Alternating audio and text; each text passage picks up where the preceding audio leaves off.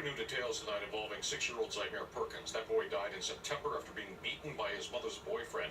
Children's Services received 5 different complaints of abuse involving that boy since 2010.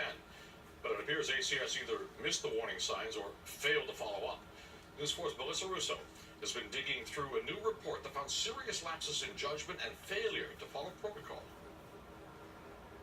The report reads like an encyclopedia of red flags, dozens upon dozens of missed warning signs, chances to save Zymir Perkins from continual, brutal, painful, and ultimately fatal beatings. Feeling the heat since Zymir Perkins' death, losing a child is unbearable.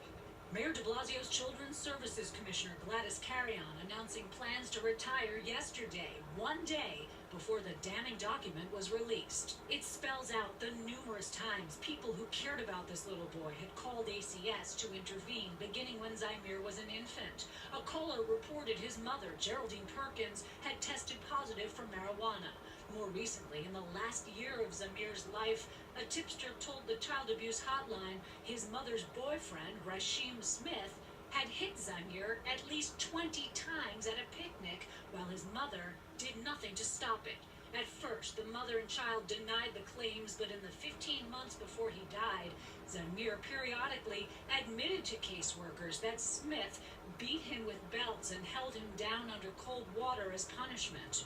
Caseworkers observed what looked like burns on his mother.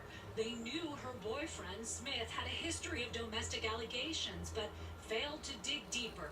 If those flags weren't enough to move Zymir out of harm's way, the homeless shelter where Zymir and his mother were living told ACS they had repeatedly called police about violence and neglect by this family. And then there's Zymir's school, which reported 24 absences and a slew of suspicious injuries over a period of months. His top teeth knocked out, his jaw fractured, legs bruised, red blots in his eyes. Zymir's mother refused drug treatment for herself and medical treatment for her son.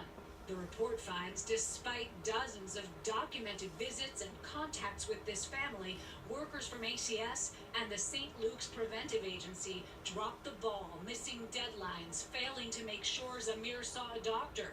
His mother insisted her son was just accident-prone, and an ACS caseworker suggested mom should buy him a helmet before prematurely closing his case. Our mission is to save every single life. The report ordered by the mayor includes 15 reforms from training to oversight. We're going to name an independent monitor for ACS.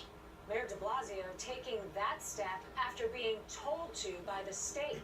He's vowing to improve the casework at ACS, where 9 employees now face disciplinary action connected to the Perkins case. Melissa Russo, News 4, New York. All right, difficult to hear. Thank you, Melissa. Well, a teenage college